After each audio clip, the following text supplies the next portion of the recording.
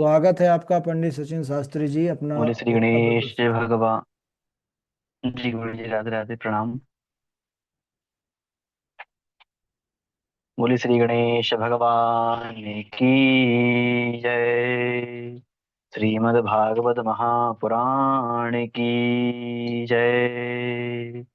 ओम श्री गणेशाय नमः।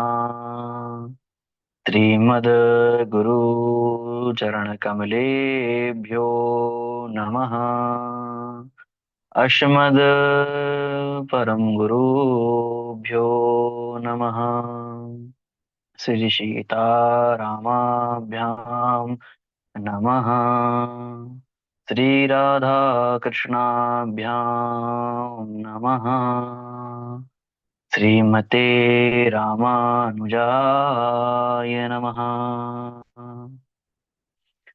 लम्बोदरं परमसुन्दरमेकदन्तम् रक्ताम्बरं त्रिनयनं परमं पवित्रम् ऊर्ध्वदिवाकर्णिभोज्ज्वलकान्तिकान्तम् विघ्नेश्वरं सकलविघ्नहरं नमामि। वक्रतुण्डय महाकाय सूर्यकोटिसमप्रभा निर्विघ्नं कुरु मे देव। सर्वकार्येषु सर्वदा सर्वमङ्गलमाङ्गल्ये शिवे सर्वार्धसाधिके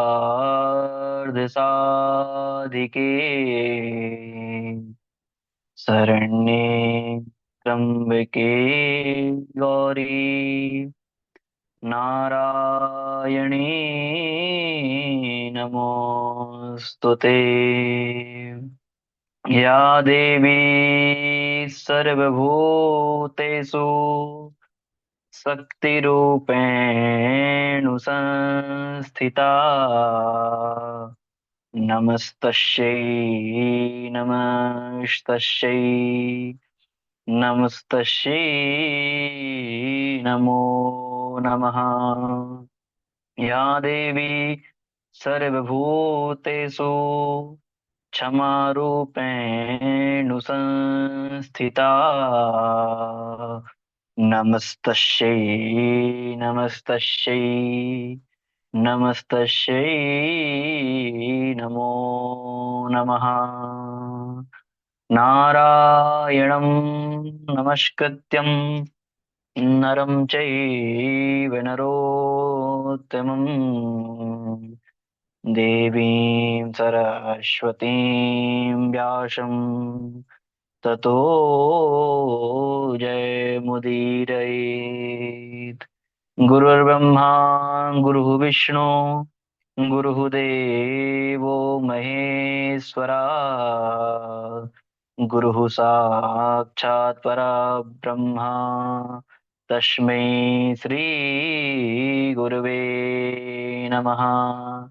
अखण्डमण्डलाकारं व्याप्तं येन चराचरम् तत्पदं दर्शितं येन तस्मै श्रीगुरवे नमः।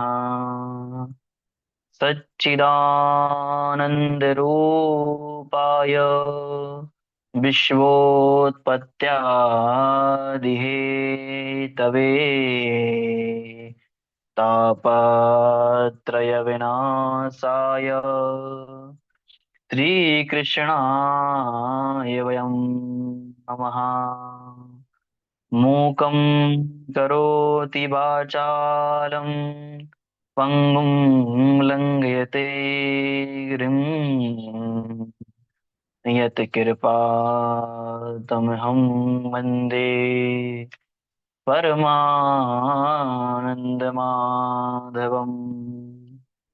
कृष्णाय वासुदेवाय हरये परमात्मने प्रणतः क्लेशनाशाय गोविन्दाय नमो नमः। कस्तूरीतिलकं ललाटपटले वक्षस्थले कौस्तुभम् नासाग्रे वरमुक्तकङ्कणतले वेणुकरे कङ्कणम् सर्वाङ्गे हरिचन्दनं सुललितं कण्ठे च मुक्तावली गोपास्त्रिक्परवेष्टतो विजयते गोपालचूडामणि गोपालचूडामणि।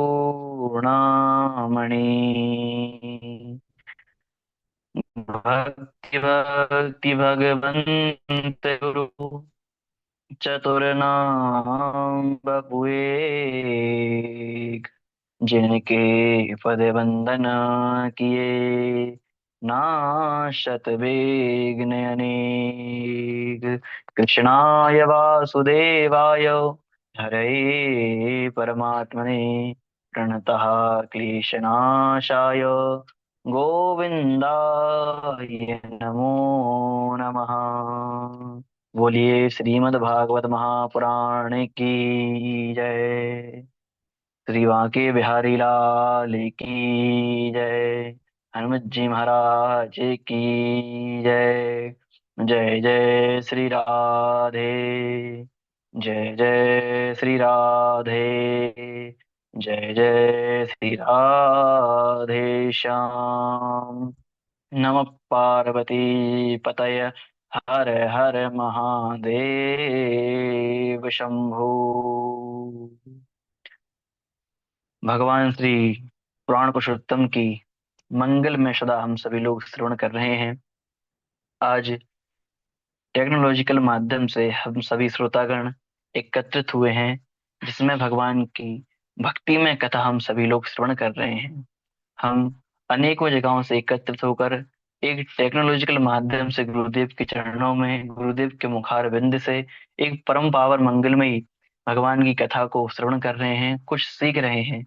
तो आइए आज की इस कथा में, दिव्य और भव्य कथा में प्रवेश करने के पूर्व कुछ समय भगवान का नाम संकीर्तन करते हैं, क्योंकि कहा गया है कि भगवान का संकीर्तन करने से हम कथा सुनने तथा सुनाने के योग्य हो जाते हैं।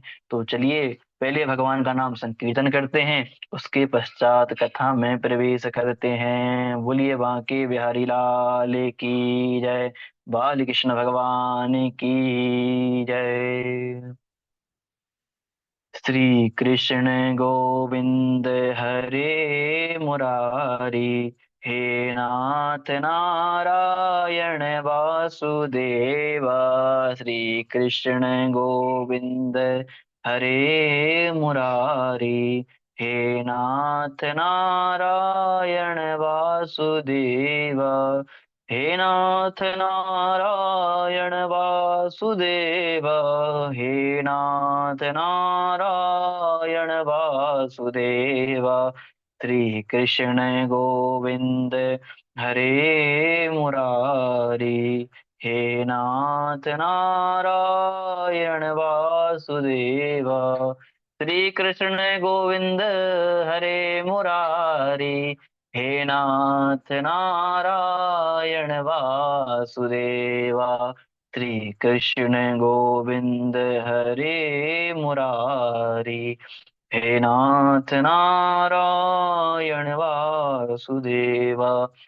हे नाथ नारायण वासुदेव। हे लक्ष्मी नारायण वासुदेव।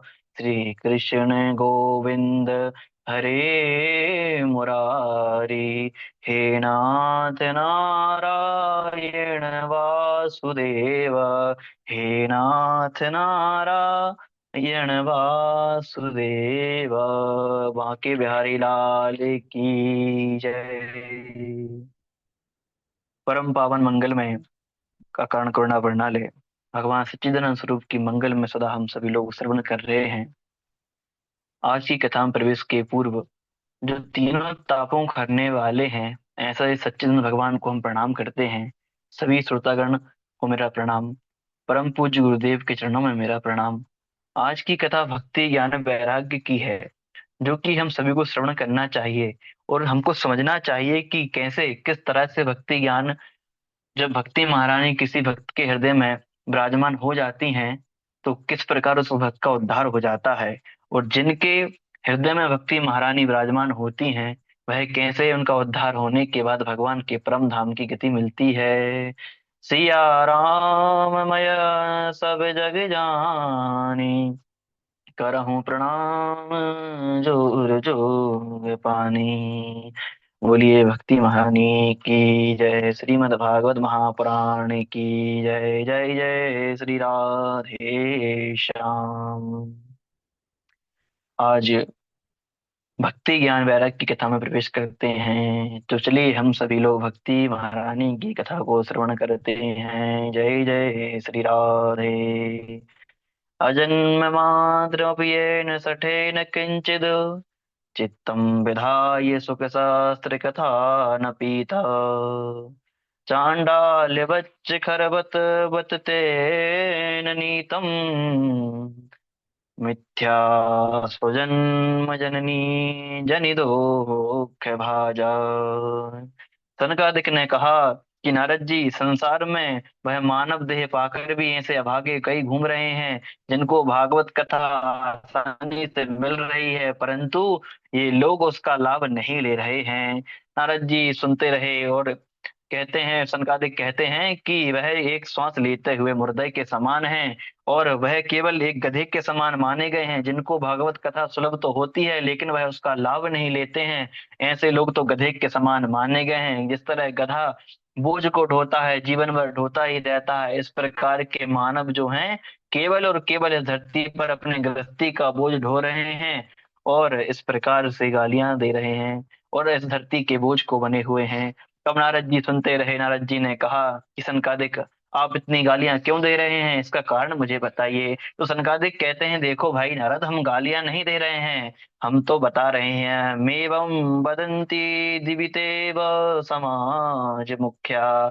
मेवं वदंती दिवितेव समाज मुख्या, अर्थात ये सारा जो समाज है और कह रहा है, जो देवता है ये समाज को कह रहे हैं, जो विमान पर बैठे हुए हैं और कह रहे हैं कि देखो, जब हम सुखदेव के पास कथा को सुनने के लिए गए थे उन्होंने हमको भगा दिया था, परंतु जो इन मानवों को ये कथा सुलभ तरीके से मिल रही है, इसका लाभ मिल रहा है, ये मानव इतने अभागे हैं और इतने मदभंगी हैं जो इस अमृत को नहीं ले रहे हैं। ये तो प्रभु की कृपा है जो इनको इतने सुलभ तरीके से भगवान की कथा मिल रही है।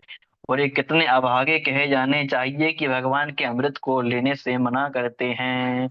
और इस प्रकार जो देवता हैं ऐसे अभागे मनुष्यों को सदैव गाली देते हैं कि बताइए, जिन प्रभु के दर्शन को, चरणन के रज को पाने के लिए लाखों संतों, लाखों लाखों वर्ष तक तपस्या करते हैं और तपस्या कर कर अपने शरीर को क्षीण कर लेते हैं, उसके बाद भगवान के दर्श नहीं मिलते। और इन अभागे मनुष्यों जो पृथ्वी पर हैं, इनको भगवान की कथा कितनी सुलभ तरीके से मिल रही है, जो कि हमको तक दुर्लभ थी। ये अभागे मनुष्य इस कथा के अमृत को नहीं ले रहे हैं। इनका क्या किया जाए, इनको गालियां देनी चाहिए। देखो कितने मदभंगी हैं, देखो कितने भय हैं। सनकादिक भागवत की महिमा गाए जा रहे हैं, तभी अचानक से संकीर्तन की ध्वनि आती है और ध्वनि सुनाई देने लगी। सभी श्रोतागण जो थे वह चौंक कर खड़े होकर देखने लगे कि क्या हुआ, यह ध्वनि कहाँ से आ रही है। और देखने के बाद दिखाई पड़ता है कि भक्ति ही सुतौ तौ तरणौ गृहीत्वा प्रेमैक रूपा सहसा विरासीत्। श्री कृष्ण गोविंद हरे मुरारे, नाथेति नामानि महुर्वदन्ति। और कहते हैं कि अचानक से भक्ति महारानी अपने पुत्रों के साथ प्रकट हो गईं और नृत्य करने लगीं। भागवत का महत्व सुनने के बाद वह बिल्कुल ज्ञान वैरागी उन पुत्र थे, बिल्कुल झूम उठे, एकदम सुस्त हो गए। हर्ष और उल्लास का माहौल था। अब उन्हें विश्वास हो गया कि मेरे वचन की जो रक्षा है वह हो जाएगी। नारद जी बड़े खुश थे कि अब जो मैंने वचन दिया था उसकी रक्षा तो हो ही जाएगी। सभी महात्मा ने भक्ति महारणी के साथ मिलकर संकीर्तन करते हुए झूमने लगे और कहने लगे, राम नाम के सावन से जो मन का मैल हटाएगा, राम नाम के सावन से जो मन का मैल मिटाएगा, निर्मल मन के दर्पण में तू राम के दर्शन पाएगा। राम नाम के सावन से जो मन का मैल मिटाएगा, निर्मल मन के दर्पण में तू राम का दर्शन पाएगा। बोलो राम, बोलो राम, बोलो राम, राम राम, बोलो राम, बोलो राम, बोलो राम, राम राम। रोम रोम में राम है तेरे, वो तो तुझसे दूर नहीं। देख सके ना आंखें उनको, उन आंखों में नूर नहीं। देखेगा तू मन के मंदिर, देखेगा तू मन के मंदिर, ज्ञान की ज्योति जलाएगा। निर्मल मन के दर्पण में तू राम का दर्शन पाएगा। निर्मल मन के मंदिर में तू राम के दर्शन पाएगा। बोलो राम, बोलो राम, बोलो राम, राम राम, बोलो राम, बोलो राम, बोलो राम, राम राम। यह शरीर अभिमान है जिसका, प्रभु कृपा से पाया है। झूठे जग के बंधन में तू इसको क्यों बिसराया है। राम नाम ये महामंत्र है, राम नाम ये महामंत्र है, साथ तुम्हारे जाएगा। निर्मल मन के मन पर्ण में तू राम का दर्शन पाएगा। बोलो राम, बोलो राम, बोलो राम, राम राम, बोलो राम, बोलो राम, बोलो राम, राम राम। झूठ कपट निंदा को त्यागो, हर एक से तुम प्यार करो। घर आए मेहमान की सेवा से ना तुम इनकार करो। पता नहीं किस रूप में आकर नारायण मिल जाएगा। निर्मल मन के दर्पण में ही राम का दर्शन पाएगा। बोलो राम, बोलो राम, बोलो राम, राम राम, बोलो राम, बोलो राम, बोलो राम, राम राम। राम नाम के सावन से जो मन का मैल हटाएगा, राम नाम के सावन से जो मन का मैल हटाएगा। निर्मल मन के दर्पण में वो राम के दर्शन पाएगा। निर्मल मन के दर्पण में वो राम के दर्शन पाएगा। बोलो राम, बोलो राम, बोलो राम, राम राम, बोलो राम, बोलो राम, बोलो राम, राम राम। बोली बांके बिहारी लाल की जय।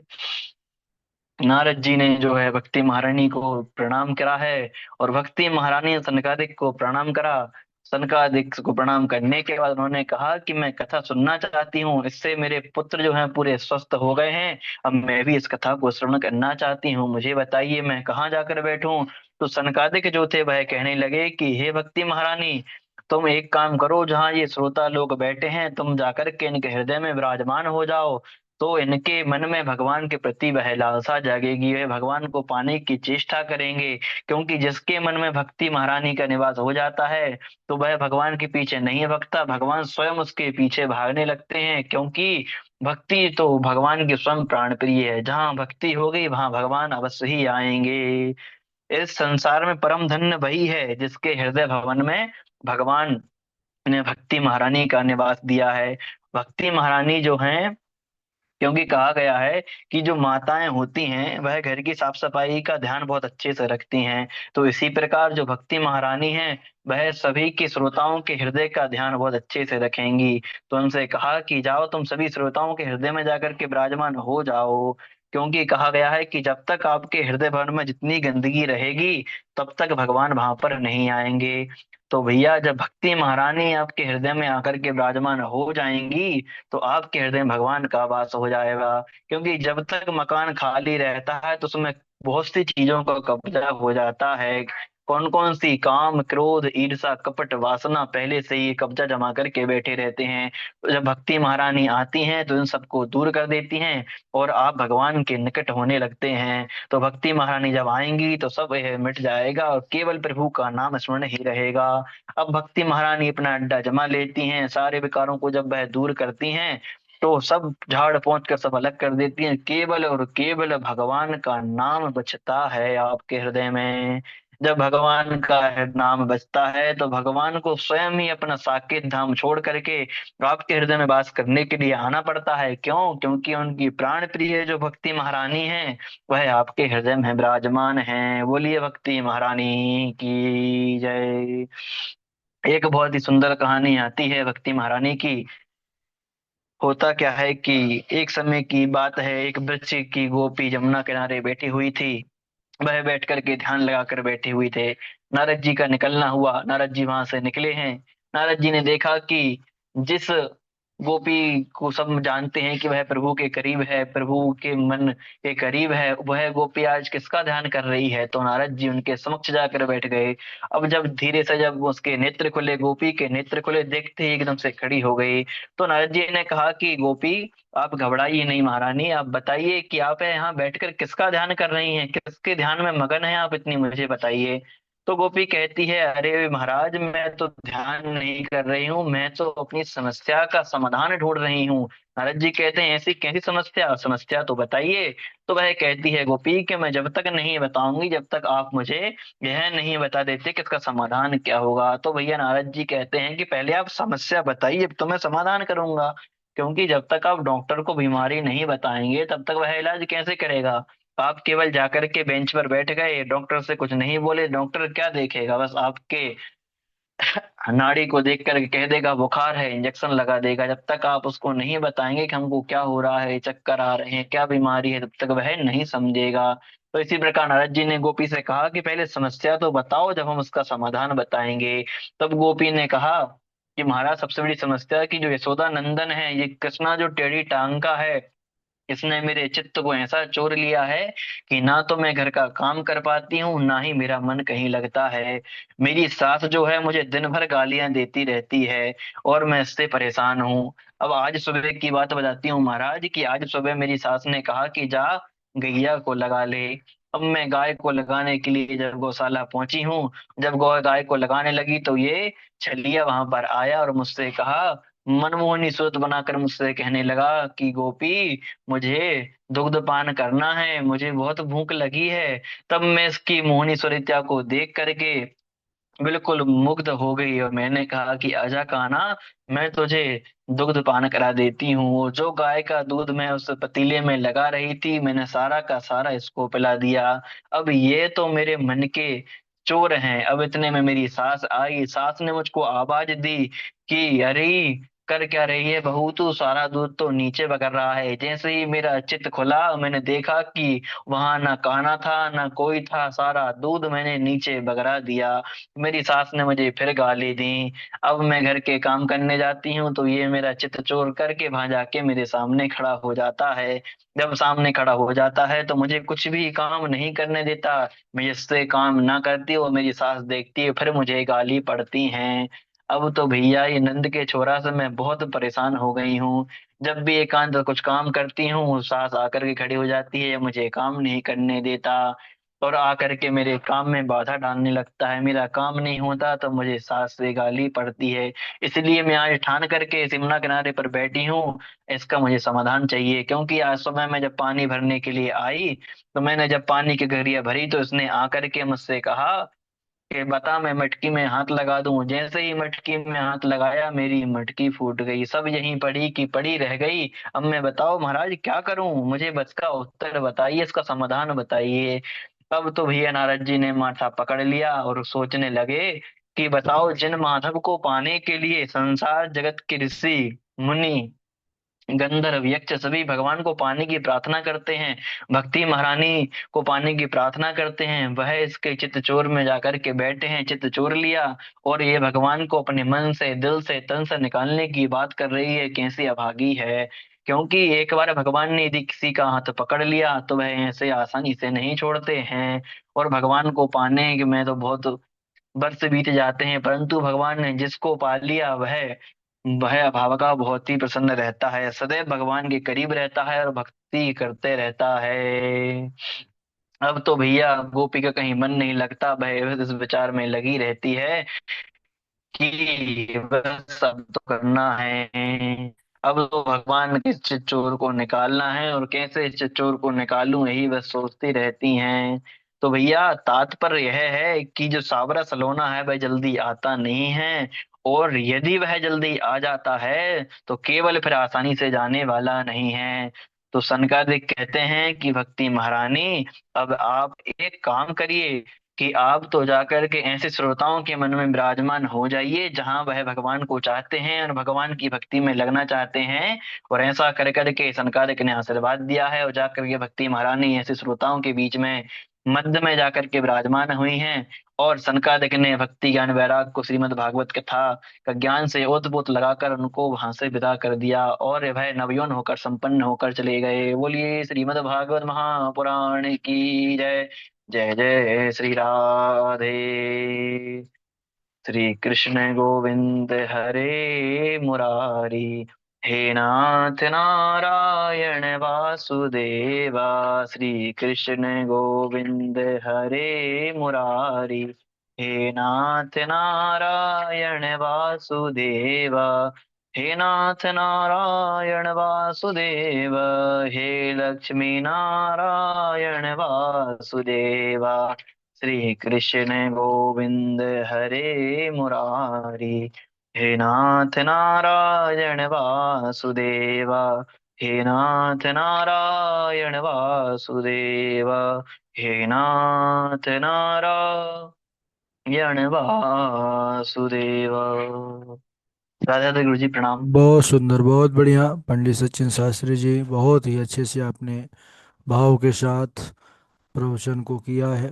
बहुत बढ़िया। राधा माधव भगवान की कृपा बनी रहे, और ऐसे ही उत्तरोत्तर बढ़िया से बढ़िया वक्तव्य दे करके सबको आनंदित करते रहे। प्रणाम गुरु जी, आपका आशीर्वाद बना रहे।